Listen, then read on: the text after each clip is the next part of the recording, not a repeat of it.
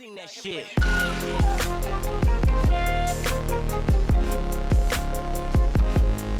Shit. Hello everyone, welcome to my channel अभिज्ञान।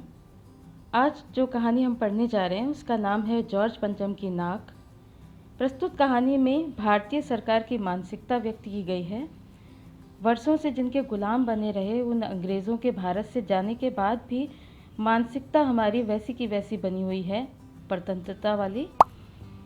इस समय Elizabeth जो है भारत के भ्रमण पर आ रही है और उसकी तैयारी स्टार्टिंग से दिखाई जाएगी कहानी में कि सारे काम काज छोड़कर सारे लोग उनके आगमन की तैयारी और वेलकम में लगे हुए हैं, यानी कि संपूर्ण सरकारी तंत्र भी इस काम में जुटा हुआ है। अब ऐसे काम तैयारी करते समय एक बाधा उनके सामने आ जाती है कि जॉर्ज पंचम की एक मूर्ति है जो इंडिया गेट के करीब लगी हुई है। उस मूर्ति पर जॉर्ज पंचम की नाक नहीं है, यानी वो टूट गई है या तोड़ी गई है, ऐसा कुछ है। तो उसमें उस नाक को दोबारा लगाने के लिए पूरा सरकारी तंत्र जुटा हुआ है। यहाँ तक कि उस नाक को लगाने के लिए अपनी नाक कटवाने तक पे तत्पर दिखाई दे रहे हैं ये लोग। और नाक शब्द से एक चीज़ स्पष्ट हो रही है कि भारतीय समाज में सम्मान का प्रतीक मानी जाती है नाक, और इस शब्द पर कई सारे मुहावरे भी प्रसिद्ध हैं, जैसे नाक कट जाना, नाक रगड़ना, नाक नीची होना। इस तरह के कई सारे मुहावरे हैं जिसका मतलब मेन सम्मान से है। अब जब हम कहानी पढ़ने जा रहे हैं जॉर्ज पंचम की नाक, तो जॉर्ज पंचम कौन था ये भी जानना बहुत आवश्यक है।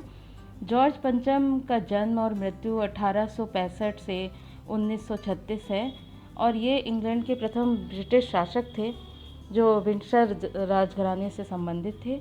उन्हीं से संबंधित एलिजाबेथ द्वितीय भारत भ्रमण पर आने वाली हैं। इससे संबंधित पूरी स्टोरी है। इसके जो लेखक हैं वो बहुत सशक्त लेखक माने जाते थे। उनका जन्म 1932 में और मृत्यु 2007 में हुई। इन्होंने बहुत सारी फिल्मों की पटकथाएं लिखी हैं जो प्रसिद्ध फिल्में थीं, जैसे आंधी, मौसम, सारा आकाश, छोटी सी बात, रजनीगंधा, सौतन, लैला, मिस्टर नटवरलाल, राम बलराम। ये सारी फिल्म बहुत प्रसिद्ध हुई थी। इनके गाने भी बहुत फेमस थे। और इसके अलावा टेलीविज़न धारावाहिक भी जो रविवार को आते थे जब DD1 चैनल सिर्फ था, उसमें चंद्रकांता, दर्पण, एक कहानी आदि, इनके कथानक भी सब इन्हीं के द्वारा लिखे हुए थे और ये काफ़ी फेमस धारावाहिक थे। कमलेश्वर जी जब दिल्ली आए तब भ्रष्ट राजतंत्र और नौकरशाही सत्ता द्वारा लगाए गए अप्रत्यक्ष प्रतिबंध और उनमें घुटते और संघर्ष करते हुए आम लोगों की हालत उन्होंने देखी, और यह सब देखकर उनके मन में बहुत असंतोष और आक्रोश उत्पन्न हुआ। वहाँ की तानाशाही और गैर मुल्कों की जी हुजूरी करते राजनीति दलों की मानसिकता देखकर लेखक को घुटन सी महसूस होने लगी, और उन्हें लगा कि ये मनोरंजन वाली कथाओं लिखने से बेटर है कि इनके लिए कुछ किया जाए। परंतु साथ ही उनको यह भी लगा कि इस तंत्र पर कहीं से भी कोई करारा प्रहार करना नामुमकिन जैसा है। इसी दौरान उन्होंने जॉर्ज पंचम की नाक कहानी लिखी। इसमें उन्होंने जो अनुभव किया उस दौरान उसकी अभिव्यक्ति व्यंग्यात्मक शैली में प्रस्तुत करने की कोशिश की। जिस समय उन्होंने इस कहानी पर काम शुरू किया वे दूरदर्शन पर ही कार्यरत थे, लेकिन कहानी का शुरुआती दौर जो था वो बहुत ही अजीब सा था, क्योंकि जो कहानी का कथानक था वो किसी को भी पसंद नहीं आया। वहाँ बवंडर मचने लगा कि राजनीतिक दलों पर ये किस तरह का कटाक्ष लिखा गया है। अंत तब हुआ जब 1.5 साल के बाद, क्योंकि इनको इस दौरान नौकरी छोड़नी पड़ी, लड़ते लड़ते वो थक गए थे और उन्होंने नौकरी छोड़ दी अपनी दूरदर्शन की। अंत तब हुआ जब 1.5 साल बाद उन्हीं के स्थान पर, उन्हीं के पद पर आसीन व्यक्ति से पूछा गया कि जॉर्ज पंचम की नाक स्टोरी लिखी क्यों गई। और तभी ये आपके सामने चैप्टर है कि जॉर्ज पंचम की नाक प्रकाशित हुआ, और आपके सामने वो चैप्टर प्रस्तुत है जो व्यंग्यात्मक शैली में लिखा गया है। और इसका उद्देश्य इस वक्त अंग्रेज़ नहीं है, लेकिन उसके बावजूद भी लोग जो उनके चाटुकारिता करते हैं उनका दिखाने का प्रयास किया गया कि किस तरह से ये लोग अभी भी परतंत्रता वाले जीवन लेकर जी रहे हैं। चलिए शुरू करते हैं पार्ट 2, जॉर्ज पंचम की नाक।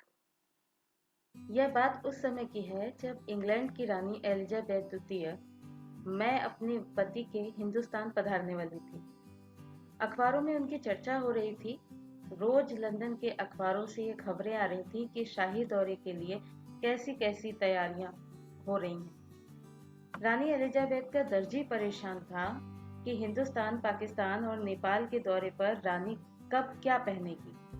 अर्थात रानी जो यात्रा के लिए निकलने वाली थी उसके लिए सबसे ज्यादा उनका टेलर परेशान था कि वो किस तरह की ड्रेस पहनेगी और वो कपड़े का इंतजाम और वो सब चीजें वो कहाँ से करेगा। उनका सेक्रेटरी और शायद जासूस भी उनके पहले ही इस महाद्वीप का तूफानी दौरा करने वाला था। यानी कभी ऐसी हस्ती कोई जो निकलने वाली हो दौरे पर, तो उससे पहले उनके जो सेक्रेटरी वगैरह होते हैं, पीए, तो वो यात्रा खुद करते हैं ताकि कोई खतरा महसूस ना हो, इसलिए पहले वो खुद यात्रा करते हैं और वो जासूस से कम नहीं होते। आखिर कोई मजाक तो था नहीं। जमाना चूंकि नया था, फौज फाटे के साथ निकलने के दिन बीत चुके थे, इसलिए फोटोग्राफरों की फौज तैयार हो रही थी। यहाँ फोटोग्राफरों की फौज तैयार का मतलब ये है कि सब कैप्चर करना चाहते थे। मीडिया वाले भी सब रेडी थे कि रानी एलिजाबेथ भारत में आएगी और उनकी जो भी पिक्चर्स को क्लिक करेंगे वो सब अपने न्यूज़पेपर में डालेंगे और पब्लिसिटी होगी कि भारत में एलिजाबेथ आने वाली है। इंग्लैंड के अखबारों की कतरनें हिंदुस्तानी अखबारों में दूसरे दिन चिपकी नजर आती थी। जो इंग्लैंड में खबरें छप रही थी उसकी कटिंग जो है वो हिंदुस्तान के अखबारों में भी नजर आ रही थी कि रानी ने एक ऐसा हल्के नीले रंग का सूट बनवाया है जिसका रेशमी कपड़ा हिंदुस्तान से मंगवाया गया।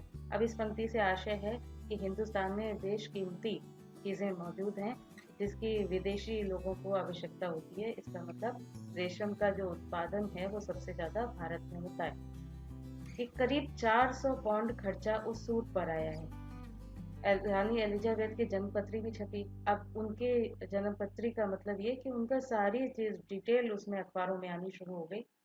यहाँ तक कि उनके आसपास के लोग भी जो थे उनके भी कारनामे उसमें नजर आ रहे थे। प्रिंस फिलिप के कारनामे छपे और तो और उनके नौकरों, बावर्चियों, खानसामों, अंगरक्षकों की पूरी पूरी जीवनियां देखने में आ गई। वो इतनी इम्पोर्टेंट पर्सन थी कि उनके आसपास के सारे लोगों की जीवनी अखबारों में छपनी शुरू हो गई। और सिर्फ इंग्लैंड में ही नहीं, इंग्लैंड के अलावा हिंदुस्तान में भी वो खबरें छप रही थी। शाही महल में रहने और पलने वाले कुत्तों तक की तस्वीरें अखबारों में छप गई थी। बड़ी धूम थी, बड़ा शोर शराबा था। शंख इंग्लैंड में बज रहा था, गूंज उसकी हिंदुस्तान में भी आ रही थी। यानी जो भी कुछ हो रहा था उसकी पूरी खबर हिंदुस्तान में भी आ रही थी। और किस जरिए से? अखबारों के जरिए से, क्योंकि उस जमाने में मीडिया के अलावा और ज्यादा सुविधा नहीं थी। टीवी और रेडियो बहुत कम दिखाई देता था, इसलिए इन खबरों से हिंदुस्तान में सनसनी फैल रही थी। राजधानी में तहलका मचा हुआ था। तहलका इसलिए मचा हुआ था क्योंकि रानी आ रही है, तो उसके लिए इंतजाम कैसे किए जाएं, कैसे उनका स्वागत सत्कार हो, इसलिए तहलका मचा हुआ था। जो रानी 5,000 रुपए का रेशमी सूट पहनकर पालम के हवाई अड्डे पर उतरेगी, उसके लिए कुछ तो होना चाहिए। कुछ क्या, बहुत कुछ होना चाहिए। यानी कोई कमी नहीं रखना चाहते थे। जिसके बावर्ची पहले महायुद्ध में जान हथेली पर लेकर लड़ चुके थे, उसकी शान शौकत के क्या कहने। यानी यहाँ पर यह बताने का प्रयास किया गया उनके जो आसपास के लोग थे, जरूरी बावर्ची नहीं, सिर्फ खाना बनाने वाला, तो ऐसे लोग उनके लिए महान युद्ध भी कर चुके थे और वो लोग सब उनकी शान शौकत और वो सब जो है, जो कहने की कोई जरूरत नहीं है कि किस तरह की शान होगी उनकी। वही रानी दिल्ली आ रही है। नई दिल्ली ने अपनी तरफ देखा। यहाँ पर व्यंग्यात्मक शैली का प्रयोग दिख रहा है और बेसाख्ता मुंह से निकल गया, अचानक से मुंह से निकल गया, वह हमारे घर खुदा की रहमत है, कभी हम उनको तो कभी अपने घर को देखते हैं। ये हिंदुस्तानी संस्कृति में ऐसा बोलते हैं जब कोई मेहमान आने वाला होता है, आता है, तो एकदम से यही वक्तव्य मुंह से निकलता है और देखते देखते नई दिल्ली का काया पलट होने लगा। ये कोई मतलब आम चीज है ये। जब कोई नेता आने वाला होता है, जब कोई ऐसा इम्पोर्टेंट पर्सन हो, तो शहर की कंडीशन ही चेंज हो जाती है, सब तरफ चमक जाता है शहर। तो यहाँ भी ऐसा ही होने लगा। दिल्ली में सड़कें जो हैं, बिल्डिंग हैं, चारों तरफ साफ सफाई और सुंदरता दर्शाने का प्रयास किया जाने लगा। और करिश्मा तो यह था कि किसी ने किसी से नहीं कहा किसी ने किसी को नहीं देखा, पर सड़कें जवान हो गई। जवान इन द सेंस सड़कें जो गड्ढे वाली सड़कें होंगी, जिनकी दुर्दशा हो रखी होगी, वो सब सफाई से, पैच वर्क से उसको एकदम से नया कर दिया गया। इसीलिए यहाँ पर जवान शब्द प्रयोग किया गया। बुढ़ापे की धूल साफ हो गई। इमारतों ने नाजनीनों की तरह श्रृंगार किया। नाजनीनों का मतलब खूबसूरत स्त्रियां, खूबसूरत युवतियां। लेकिन एक बड़ी मुश्किल पेश थी, वह थी जॉर्ज पंचम की नाक। अब यहाँ पर एक ही बाधा समझ में आ रही थी कि जो इंडिया गेट पर दिल्ली में जॉर्ज पंचम की मूर्ति खड़ी हुई थी, उसकी नाक नहीं थी। उसकी नाक किसी ने तोड़ दी थी। हिंदुस्तानियों को उसकी इज्जत करना बिल्कुल पसंद नहीं होगा, इसके चलते उन्होंने उसकी नाक को तोड़ दिया था। नई दिल्ली में सब कुछ था, सब कुछ होता जा रहा था, सब कुछ होने जाने की उम्मीद थी, पर जॉर्ज पंचम की नाक एक बड़ी मुसीबत थी। नई दिल्ली में सब था, सिर्फ नाक नहीं थी। अब यहाँ नाक से सेंस सम्मान से है। ये नाक की ये जो पूरा सेंटेंस है, इसका मतलब यही होगा कि नई दिल्ली में सब कुछ था, सब कुछ अलग था, लेकिन बस इज्जत नहीं थी। किसकी इज्जत? जॉर्ज पंचम की बात की जा रही है, यानी अंग्रेजों की इज्जत नहीं थी, आम जनता के दिमाग। इस नाक की भी लंबी एक दास्तान है। इस नाक के लिए बड़े तहलके मचे, मतलब वो नाक का हुआ क्या था ये बताया जा रहा है। इस नाक के लिए बड़े तहलके मचे थे। किसी वक्त आंदोलन हुए, राजनीतिक पार्टियों ने प्रस्ताव पास किए, चंदा जमा किया गया था, कुछ नेताओं ने भाषण भी दिए थे, गर्मा गर्म बहसें हुई थी, अखबारों के पन्ने रंग दिए गए। बहस इस बात पर थी कि जॉर्ज पंचम की नाक रहने दी जाए या हटा दी जाए। और इसका मतलब ये है कि उसकी लाट की सुरक्षा की जाए कि नहीं, उसे उतनी इज्जत मिलनी चाहिए कि नहीं। तो कुछ जो चाटुकार लोग थे राजनीति में, वो लोग तो उसके पक्ष में थे कि उसकी लाट जो है वैसी की वैसी रहनी चाहिए, लेकिन जो लोग आम जनता के लोग थे वो उनके विपक्षी थे। अब ऐसे में क्या हुआ? और जैसा कि हर राजनीतिक आंदोलन में होता है, कुछ पक्ष में थे, कुछ विपक्ष में, और ज्यादातर लोग खामोश थे। हिंदुस्तान में सबसे ज्यादा लोगों की संख्या इन्हीं जैसे लोगों में है, जो खामोश रहते हैं। ना उनका उत्तर हाँ में होता है, ना ना में होता है। खामोश रहने वाले की ताकत दोनों तरफ थी। अगर इस विपक्ष वालों की जीत होती है तो इनके पक्ष में है, और अगर पक्ष वालों की जीत होती है तो उनके पक्ष में है। यह आंदोलन चल रहा था। जॉर्ज पंचम की नाक के लिए हथियारबंद पहरेदार तैनात कर दिए गए, यानी उनकी उस लाट की सुरक्षा के लिए। लाट का मतलब यहाँ मूर्ति से है। उसकी सुरक्षा के लिए कई सारे पहरेदार, हथियारबंद पहरेदार मतलब सबके पास हथियार थे। क्या मजाल थी कि कोई उनकी नाक तक पहुंच जाए, यानी नाक तोड़ने नहीं देंगे, इसलिए वहां पर पहरेदार तैनात कर दिए गए। हिंदुस्तान में जगह जगह ऐसी नाक खड़ी हुई थी। ऐसा इसलिए कहा गया कि अंग्रेजों विदेशों की आज भी लोग कुछ जो अजीब से लोग हैं वो उनकी इज्जत करते हैं, और ऐसी मूर्तियां आज भी पाई जा सकती हैं। और जिन लोगों के हाथ पहुंच गए उन्हें शानो शौकत के साथ उतार कर अजायब घरों तक पहुंचा दिया गया। यहाँ पर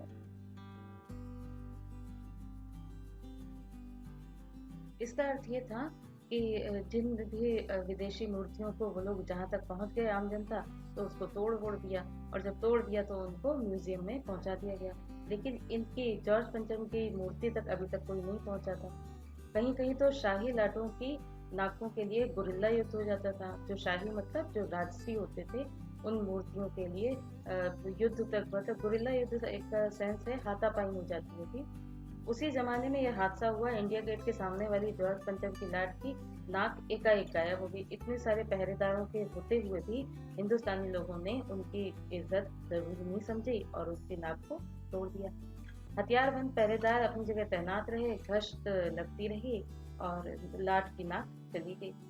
रानी आए और नाक ना हो, एकाएक परेशानी बढ़ गई, बड़ी सरगर्मी शुरू हो गई। सब लोग सोचने लगे कि अगर वहां पर एलिजाबेथ द्वितीय आती है और नाक उनकी नहीं दिखती है, यानी मूर्ति खंडित दिखाई देती है, तो बहुत मुश्किल हो जाएगी, हमारी नाक कट जाएगी। इसलिए जो है उसके लिए लोग परेशान होने लगे। देश के खैर ख्वाहों की मीटिंग बुलाई गई। खैर ख्वाहों से मतलब है यहाँ पर जो देश का भला चाहते हैं, ऐसा कहा जाता है। हालांकि नेता नगरी में कोई भला चाहने वाला मिलता नहीं है। और मसला पेश किया गया कि क्या किया जाए।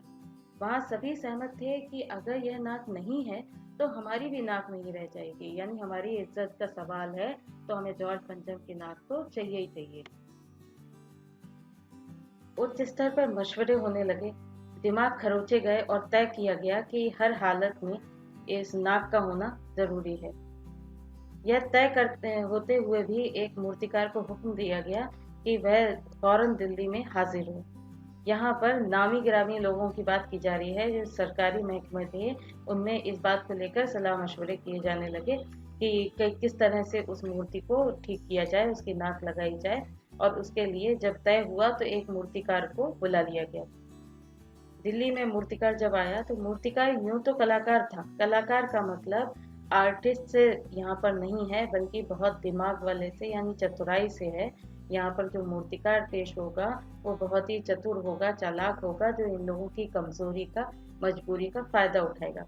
इसीलिए यहाँ पर कलाकार शब्द का प्रयोग किया गया है। पर जरा पैसे से लाचार था। आते ही उसने हुक्कामों के चेहरे देखे। अजीब परेशानी थी उन चेहरों पर। कुछ लटके, कुछ उदास और कुछ बदहवास थे।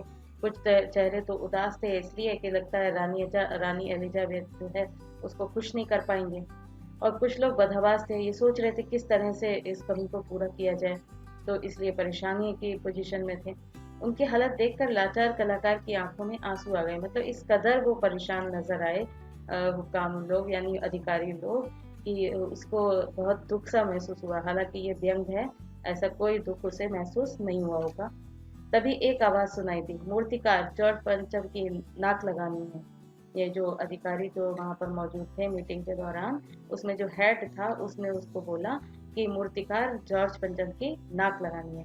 मूर्तिकार ने सुना और जवाब दिया, नाक लग जाएगी, पर मुझे यह मालूम होना चाहिए कि लाट कब और कहाँ बनी थी। लाट का मतलब यहाँ मूर्ति से है, और ये मूर्तिकार ये कह रहा है कि किस सन में कब बनी है, जिससे उसका रिकॉर्ड अगर मिल जाता है तो उसमें ये पता लग जाएगा कि पत्थर कौन सा यूज किया गया है, किस तरह के पत्थर को यहाँ यूज किया गया है उसकी मूर्ति बनाने के लिए, और वो पत्थर आया कहाँ से। इस लाट के लिए पत्थर कहाँ से लाया गया था, ये सारे उसके सवाल थे। वो जानना चाहता था पूरा डिटेल। तो सब हुक्कामों ने एक दूसरे को की तरफ ताका। एक की नजर में दूसरी नजर से कहा, यानी एक दूसरे पर जिम्मेदारी डाल रहे हैं। ये लोग सोच रहे हैं तुम देखो तुम देखो।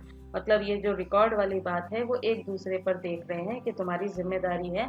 ये हमेशा सरकारी महकमों में हुआ करता है कि लोग एक दूसरे पर जिम्मेदारी डालने का प्रयास करते हैं।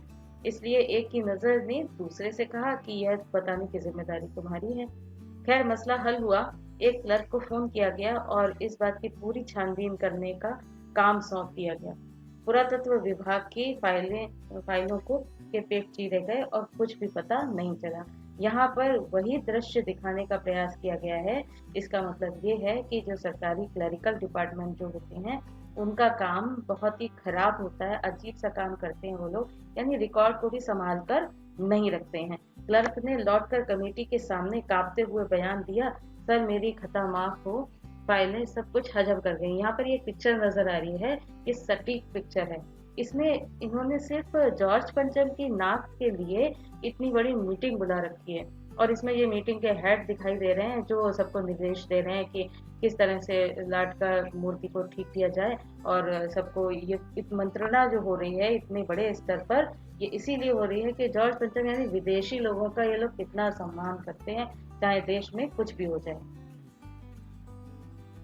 आगे देखिए, हुक्कामों के चेहरों पर उदासी के बादल छा गए जब पता लगा कि कोई रिकॉर्ड है ही नहीं मौजूद, और यानी सब नष्ट हो गया। इसका मतलब जो रिकॉर्ड थे, जो फाइलें थी, वो सब दीमक चाट गई होगी, सब नष्ट हो गई होंगी। एक खास कमेटी बैठाई गई। कमेटी का मतलब एक पूरी उन्होंने टीम तैयार कर दी, और उसके जिम्मे यह काम दे दिया गया कि जैसे भी हो यह काम तो होना ही है, और इस नाक का दारोमदार का मतलब जिम्मेदार आप हैं। यानी एक टीम तैयार कर दी गई, और उस पर उस पूरी नाक का जो इंतजाम करना है उसकी पूरी जिम्मेदारी उस पर डाल दी गई।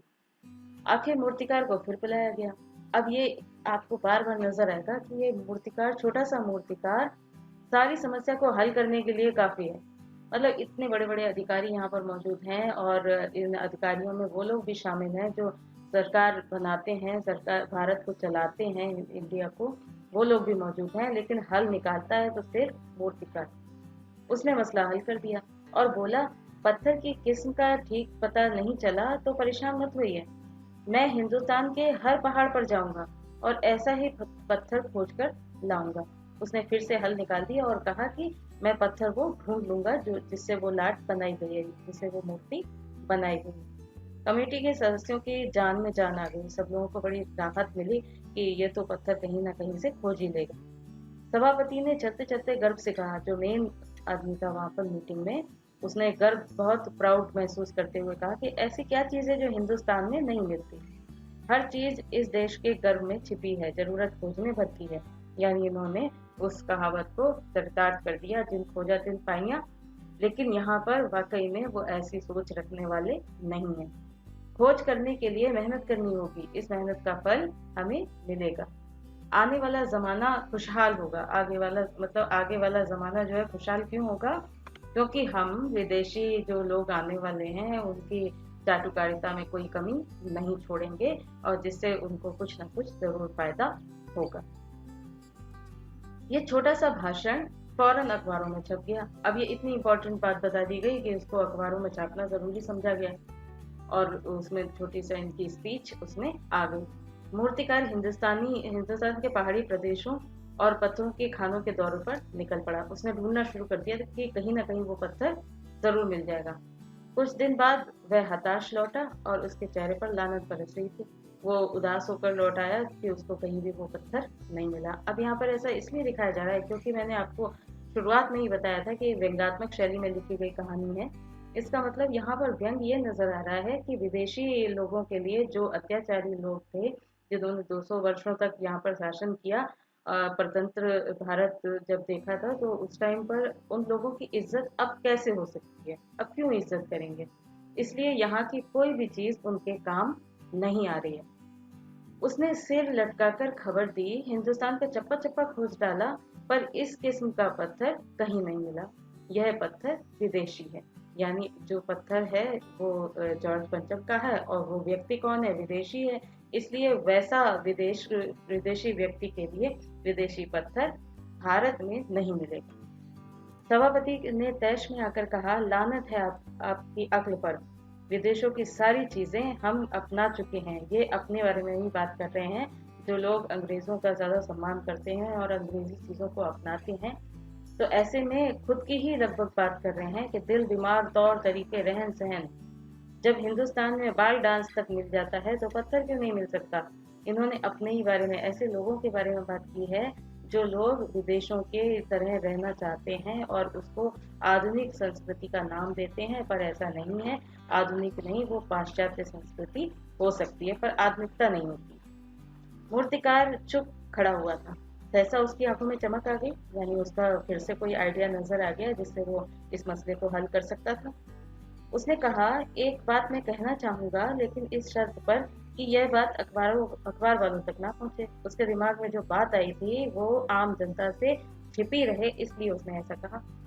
सभापति की आंखों में चमक आ गई। जब उसको आइडिया आ गया तो इनको भी आइडिया आ गया कि अरे बात, कुछ अच्छी खबर आने वाली है। चपरासी को हुक्म हुआ और कमरे के सब दरवाजे बंद कर दिए गए। तब मूर्तिकार ने कहा, देश में अपने नेताओं की मूर्तियां भी हैं। अगर इजाजत हो तो आप लोग ठीक समझे तो मेरा मतलब है कि ये हिचकिचा के क्यों बोल रहा है, क्योंकि ये किनकी बात कर रहा है? देश के नेताओं की, जो महापुरुषों की मूर्तियां लगी हैं जगह जगह पर, उनकी बात कर रहा है, इसलिए ये हिचकिचा रहा है। जिसकी नाक इस लाट पर ठीक बैठे उसे उतार लाया जाए। इसका मतलब ये कह रहा है कि हिंदुस्तान में मौजूद जो मूर्तियां हैं, जो महापुरुषों की मूर्तियां हैं, हो सकता है उनमें से किसी मूर्ति की नाक इनको फिट बैठ जाए, तो ऐसा करते हैं, उसकी नाक तोड़ के जॉर्ज पंचम की नाक लगा दी जाएगी। सभापति जो था वो इन बातों से जो है वो खुश हो गया होगा, उसको संतुष्टि सी मिली। तो उसने कहा कि लेकिन ये सब बातें जो मैं कहूँगा वो किसी भी हद से जो है बाहर जा नहीं सकती, बाहर ना जाए। इसलिए उन्होंने क्या किया, सबने सबकी तरफ देखा और सबकी आंखों में एक क्षण की बदहवाशी के बाद खुशी तैरने लगी। यानी कुछ क्षण के लिए तो वो लोग व्याकुल हुए कि कैसे होगा ये इतना बड़ा काम कि देश की महापुरुषों की मूर्ति को टच किया जाए, क्योंकि जनता इसके विरोध में बोलेगी जरूर। तो इसलिए पहले तो वो लोग व्याकुल हुए, परेशान हुए। उसके बाद खुशी की लहर दौड़ गई, इसलिए क्योंकि वो जो है गलत काम जो करने वाले हैं वो चोरी छिपे कर लेंगे, इसलिए खुशी हुए। सभापति ने धीमे से कहा, कोई लेकिन बड़ी होशियारी से, और मूर्तिकार फिर देश के दौरे पर निकल पड़ा।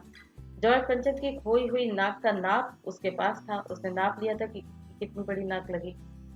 दिल्ली से वह मुंबई पहुंचा।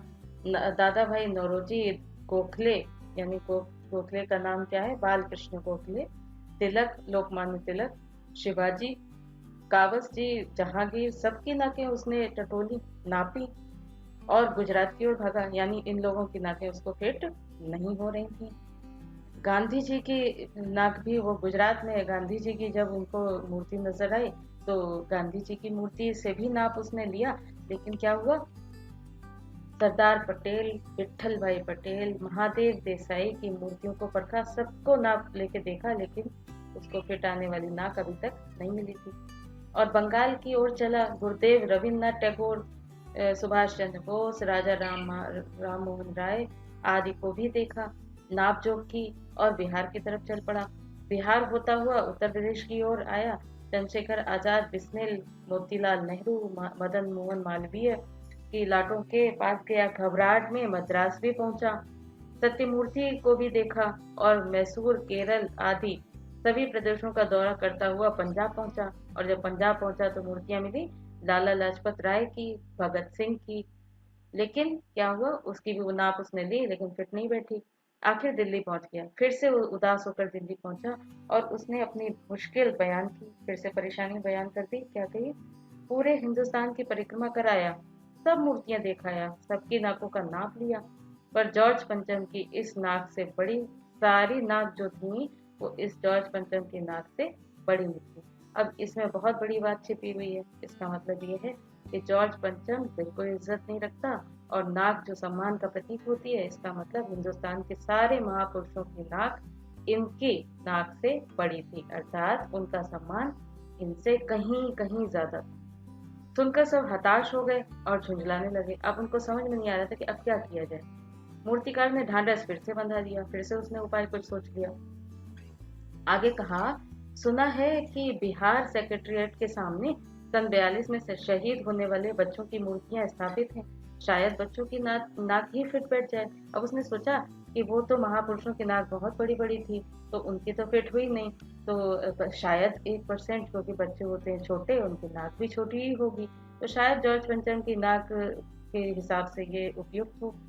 यह सोचकर वहां भी पहुंचा और उन बच्चों की नाकें भी इससे कहीं बड़ी बैठती हैं। फिर उसकी भी नाक जब उसने लिया तो बच्चों की भी नाक जो है वो इसके जॉर्ज पंचम की नाक से बड़ी थी, अर्थात हिंदुस्तानी जो बच्चे हैं उनका भी सम्मान किसी भी विदेशी से ज्यादा है। ये बात यहाँ साबित हो रही है। अब बताइए मैं क्या करूं। अब वो परेशानी की स्थिति में फिर से आ गया।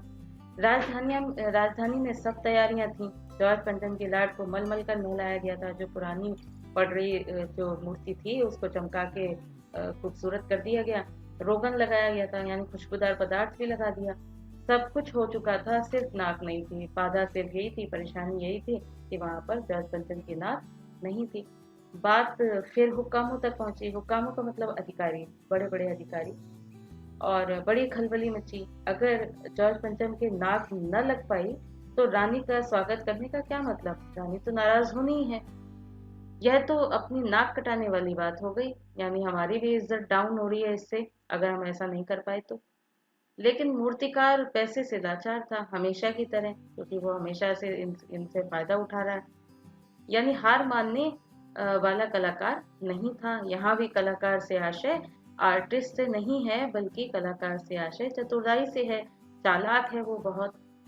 एक हैरत अंगेज ख्याल उसके दिमाग में कौंधा और उसने पहली शर्त दोहराई। पहली शर्त कौन सी शर्त, जब उसने कहा था कि जो मैं कहने वाला हूँ वो हमारी बात जनता तक न पहुंचे। जिस कमरे में कमेटी बैठी हुई थी उसके दरवाजे फिर से बंद कर दिए गए और मूर्तिकार ने अपनी नई योजना पेश की। उसे उसे कोई और उपाय सूझ गया जो उसने बंद दरवाजों के अंदर कहा। चूंकि नाक लगना एकदम जरूरी है, इतना इम्पोर्टेंट है, इसलिए मेरी राय है कि 40 करोड़ में से कोई एक जिंदा नाक काट कर लगा दी जाए। उसने अब जो उपाय बताया था वो बहुत ही ज्यादा खराब था, बहुत ही अजीब सा था। यानी 40 करोड़ की जनता, यानी आम इंसान जो जिंदा लोग हैं, उनमें से किसी की नाक काट कर जॉर्ज पंचम के लगा दी जाए, जिंदा नाक, यानी जीवित मनुष्य की। बात के साथ ही सन्नाटा छा गया। अब सन्नाटा तो छाना ही था, क्योंकि इतनी बड़ी बात वो बोल रहा था। कुछ मिनटों की खामोशी के बाद सभापति ने सबकी तरफ देखा। सबको परेशान देखकर मूर्तिकार भी अचकचाया। उसको भी अटपटा सा लग रहा था, उसको भी डर लग रहा था कि पता नहीं मैंने कोई गलत बात तो नहीं कह दी। और धीरे से बोला, आप लोग क्यों घबराते हैं? यह काम मेरे ऊपर छोड़ दीजिए। इसका मतलब ये है कि जो यहाँ पर सन्नाटा मौजूद था और सभापति परेशान नजर आए, वो इसलिए परेशान नहीं थे कि हिंदुस्तानी जीवित मनुष्य को इसके लिए जो है आहत करना पड़ेगा, परेशान करना पड़ेगा, बल्कि इसके लिए परेशान थे कि ये काम इतना मतलब हो कैसे पाएगा, कैसे होगा ये काम, इसलिए वो घबरा रहे थे। पर मूर्तिकार ने फिर सारी जिम्मेदारी अपने ऊपर ले ली। नाक चुनना मेरा काम है, और उसने जिम्मेदारी अपने ऊपर लेकर उनकी तकलीफ को कम करने की कोशिश की। आपकी सिर्फ इजाजत चाहिए, मतलब आप परमिशन दे दीजिए, बाकी काम उसके मेरे ऊपर छोड़ दीजिए। यानी जब कलाकार शब्द यहाँ पर प्रयोग हो रहा है, इसका मतलब वो हर तरीके का काम कर सकता होगा। यानी अगर किसी जीवित मनुष्य की नाक काटी जाएगी, इसका मतलब उससे जोर जबरदस्ती करनी पड़ेगी, हो सकता है इस दौरान उसकी हत्या भी करनी पड़ जाए, तो वो सब काम करने में समर्थ है, ये बताने के लिए उसने ऐसा कहा होगा। कानाफूसी हुई और मूर्तिकार को इजाजत दे दी गई। सबने आपस में डिस्कस किया, और डिस्कस करने के बाद उन्हें सबसे इम्पोर्टेंट काम यही लगा कि जॉर्ज पंचम की नाक लगना जरूरी है, उसके आगे कुछ भी हो, हिंदुस्तानियों का कुछ भी हो रहा हो, कोई फर्क नहीं पड़ता। अखबारों में सिर्फ इतना छपा कि नाक का मसला हल हो गया है। अखबारों में कोई न्यूज इसलिए नहीं पहुंची क्योंकि सारी चीजें जो तय हो रही थी वो दरवाजे के भीतर थी, बाहर कोई बात पहुंच ही नहीं रही थी। और राजपथ पर इंडिया गेट से के पास वाली जॉर्ज पंचम की की नाक लग रही है, बस इतनी सूचना सबको मिल गई कि उस नाक का इंतजाम हो चुका है और वहां पर नाक लगने वाली है। नाक लगने से पहले ही फिर हथियारबंद पहरेदारों की तैनाती हुई, क्योंकि ये जो काम होने वाला था ये भी छिपा कर होने वाला था, जोर जबरदस्ती वाला काम था, इसलिए फिर से वहां पर पहरेदार तैनात कर दिए गए। मूर्ति के आसपास का तालाब सुखाकर साफ कर दिया गया। वहां जो गंदा पानी भरा होगा उसको सब सफाई की गई, उसकी रवाब निकाली गई। रवाब में काई जैसी जो चिपक जाती है, गंदगी हो जाती है जो, उसको साफ कर दिया गया और उसमें ताजा पानी डाल दिया गया। क्यों डाला गया? क्योंकि जीवित नाक वहां पर लगाई जाने वाली थी वो सिकुड़ न जाए, सूख न जाए, क्योंकि उनको मूर्ति जैसी दिखाने वाली नाक दिखानी थी। जो जिंदा नाक लगाई जाने वाली थी वह सूखने न पाए, इसलिए वहां पर ताजा पानी भर दिया गया। इस बात की खबर जनता को नहीं थी। यह सब तैयारियां भीतर भीतर चल रही थी। रानी के आने का दिन नजदीक आता जा रहा था। मूर्तिकार खुद अपने बताए हल से परेशान था। जो उसने बात कही थी वो बहुत ही मुश्किल थी उसके लिए भी। जिंदा नाक लाने के लिए उसने कमेटी वालों के से कुछ और मदद मांगी। अब ये कुछ और मदद से आशय क्या होगा? पैसा रुपया भी, और साथ में लोग भी ऐसे जो इस काम में उसकी मदद करें, अर्थात जोर जबरदस्ती करें हिंदुस्तानी के साथ। वह उसे दे दी गई, वो मदद भी उसको दे दी गई। यानी यहाँ पर पॉलिटिक्स, गंदी वाली पॉलिटिक्स की बात की जा रही है, जिसमें गुंडागर्दी और पैसे माफिया सब काम होते हैं, उसकी बात यहाँ पर की जा रही है। लेकिन इस हिदायत के साथ कि एक खास दिन हर हालत में नाक लग जानी थी, यानी उसको अल्टीमेटम दे दिया गया था कि इस डेट तक नाक वहां पर लग जानी चाहिए। और वह दिन आया, जॉर्ज पंचम की नाक लग गई। सब अखबारों ने खबरें छापी कि जॉर्ज पंचम के जिंदा नाक लगाई गई है। यानी ऐसी नाक जो कतई पत्थर की तरह नहीं लगती, वो तो निश्चित रूप से नहीं। अगर कोई जीवित नाक, नेचुरल नाक लगाई जाएगी और पत्थर की मूर्ति में लगाई जाएगी तो वो अलग तो दिखेगी। लेकिन उस दिन के अखबारों में एक बात गौर करने की थी, उस दिन देश में कहीं कोई उद्घाटन नहीं की खबर नहीं आई। किसी ने कोई फीता नहीं काटा। फीता तभी काटा जाता है जब कहीं इनॉग्रेशन होता है, उद्घाटन होता है। तो ऐसा कुछ भी उस दिन नहीं हुआ। कोई सार्वजनिक सभा भी नहीं हुई, कहीं भी किसी का अभिनंदन नहीं हुआ। अभिनंदन का मतलब वेलकम करना। कोई मान पत्र भेंट करने की नौबत भी नहीं आई। प्रशस्ति पत्र जो कहते हैं जिसको, सम्मान पत्र जिसको कहते हैं, वो भी कुछ नहीं हुआ। किसी हवाई अड्डे या स्टेशन पर स्वागत समारोह नहीं हुआ। किसी का ताजा चित्र नहीं छपा था। सब अखबार खाली थे। पता नहीं ऐसा क्यों हुआ था। नाक तो सिर्फ एक चाहिए थी, और वह भी खुद के लिए। अब जो काम किया गया था नाक लगाने वाला, उसको जैसे ही आम जनता तक ये न्यूज गई होगी, तो सिर्फ जनता ही नहीं, मीडिया वालों को भी इस बात का गहरा अफसोस था। इसलिए अखबारों में कोई भी न्यूज नहीं छपी थी। और कोई भी न्यूज ही नहीं छपी थी सिर्फ, बल्कि ये भी यहाँ से इस बात से पता लग रहा है इस पैराग्राफ से कि सब लोग इसका विरोध कर रहे होंगे, कहीं पर कोई भी सूचना नहीं आई। एक चीज़ और भी स्पष्ट होती है कि यहाँ पर कहीं पर ये नहीं लिखा है कि एलिजाबेथ द्वितीय आई भी थी। हो सकता है इतनी सब तैयारी और इतना पंगा लेने के बाद एलिजाबेथ द्वितीय आई भी ना हो। तो ये सब चैप्टर से समझ में आता है कि हम दूसरों का स्वागत सत्कार करने के लिए, विदेशी ताकतों का स्वागत सत्कार करने के लिए किसी भी हद तक जा सकते हैं, यानी जीवित मनुष्य को मारने से भी कतराते नहीं।